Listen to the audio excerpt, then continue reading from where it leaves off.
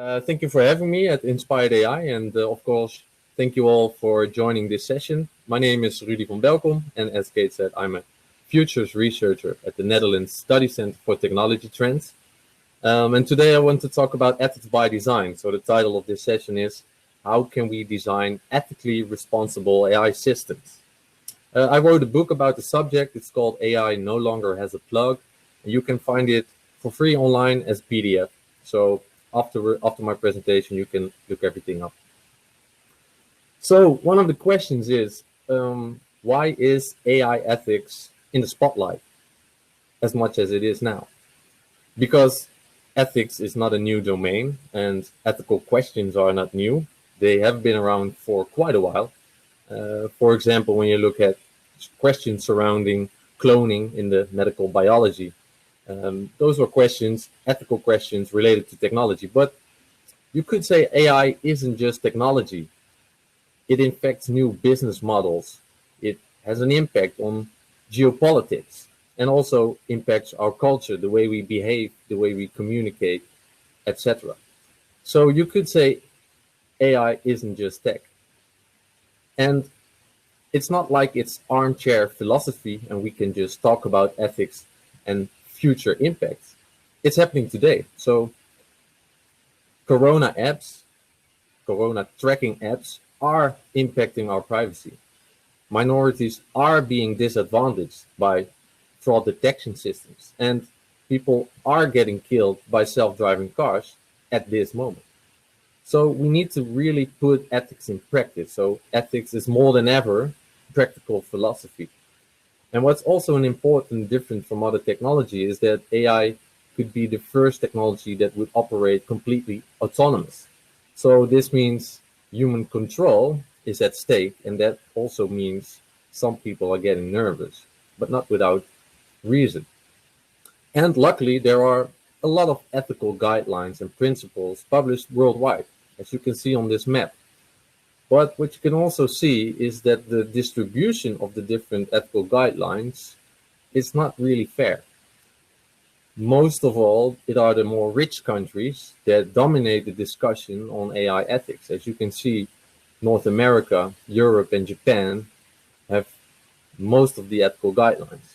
And ETH Zurich University has done some research and analyzed 84 different guidelines. So there are a lot, but the distribution is limited. And even though some developing countries are being asked and are being, well, and they wrote alongside on those different guidelines, but still they haven't really published their own. And that's a really important thing because ethics is about cultural perspectives, and we need all the different cultural perspectives to make it happen.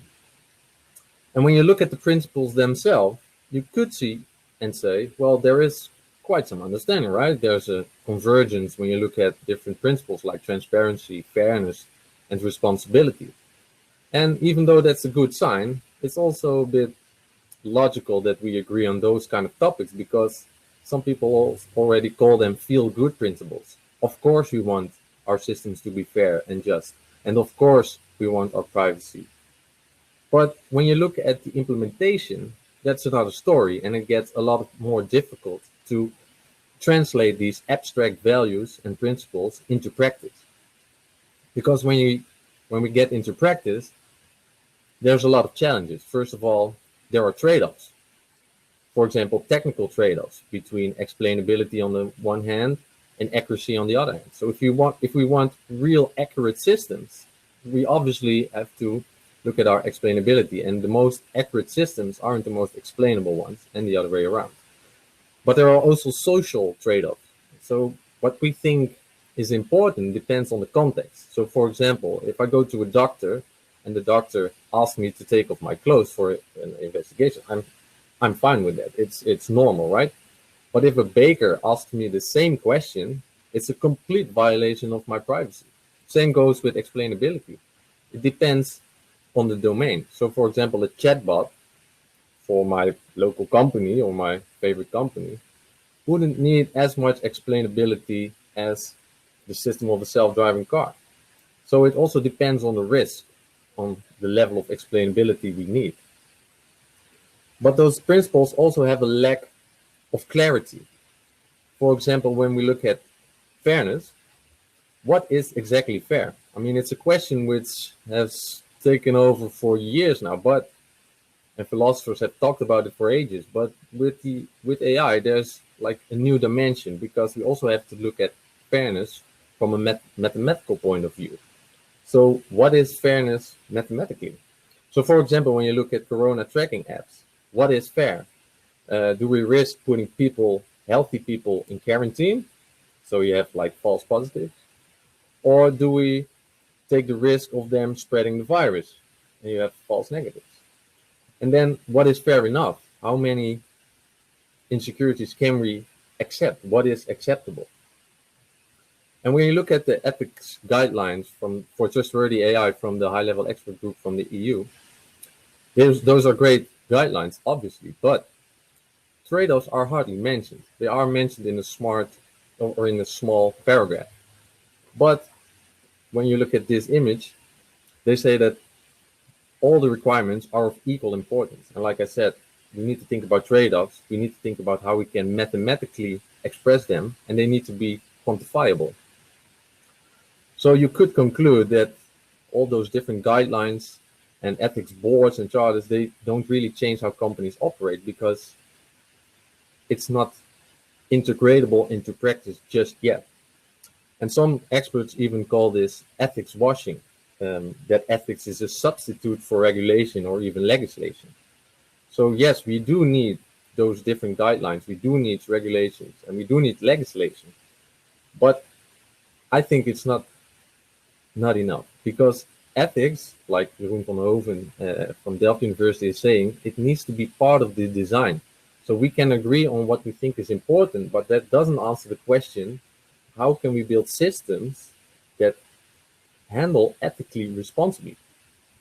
So how can we learn a system what is and isn't ethically responsible? So how can we build those systems that can actually act ethically? And then we need to look at the design process as well. It goes beyond checklists and assessments. We need to go from evaluating to integrating. So it needs to be part of the design itself. And I think it's really important to look at 3 different system approaches, which is not very common in ethical debates, but we do need to look at how AI systems can actually learn. So the first one is called static learning. So you can basically program ethical guidelines and principles into the system. The advantage is that those principles are pretty transparent, and we can talk about them with the whole of society, and we can even monitor them. But the downside is that exceptions also need to be embedded in the algorithm, and that's almost impossible. For example, when you look at traffic, you can program a self-driving car saying you can't go through a red light, but what if it needs to run the red light in order to save a group of people? Or for example, what you can see here, you can tell a security robot not to hurt people, but that will be a limitation when that robot has to prevent terrorist attack. So it's almost impossible to program it in advance. So you can also look at another system approach. It's called adaptive learning. And in this case, the rules are not pre-programmed, but the system learns from human behavior. They learn from human behavior what is right and what is wrong. So the algorithm needs to be equipped with some kind of goal function. So you can specify on what it needs to be optimized, and you can optimize different goals, functional goals, but also ethical goals. And the advantage of this approach is it can learn in the context. So not rules, or not basic rules, not only the exception, but it can learn in the environment. So the challenge in this approach is that you have individual needs, but you also have societal needs. And how can the system take notice of both? So for example, you can ask, Stuart Russell talked about this in his TED talk. He said, well, okay, you can ask your chef robot to make you dinner, but it could say no because somewhere else in the world, someone is in need of food more. So it's really difficult. It's still all statistics. So there's also another approach, which is called intuitive learning. It's more like humans are learning. So it's a combination of static learning and adaptive learning. So you have static principles, but you also have the flexible of adaptation. And in this case, it's also, the algorithm is also given a goal function, but instead of learning from behavior, people give value to a goal by assigning weight factors. So it's based on utility, so it's also called a utility function.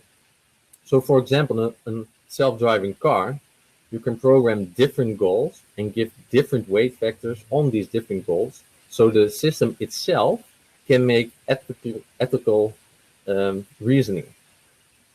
So the only reason that humans can use rules is because I can translate those rules into the context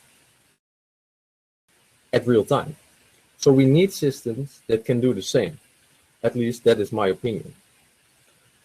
And this last step of translating rules into practice, into different contexts, you cannot really program that. So we need to have intuitive systems, moral intuitive systems. And in order to get there, we do not only need to look at the design itself, but also at the design process. And I found some inspiration in the agile movement, especially within Scrum, because a lot of programmers are used to work with Scrum methods. And they are used to work with user stories. And here's an example of how a user story is built.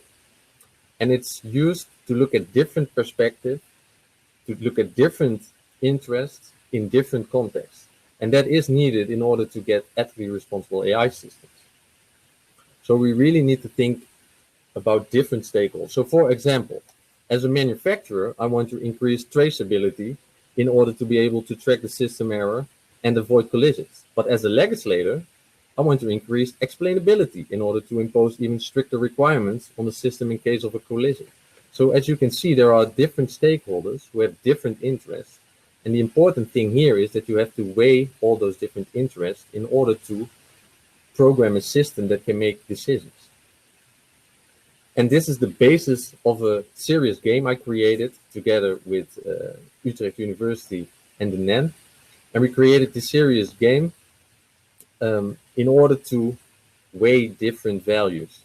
Not only values set alone, but also in relation to each other. Because you can say, what is more important?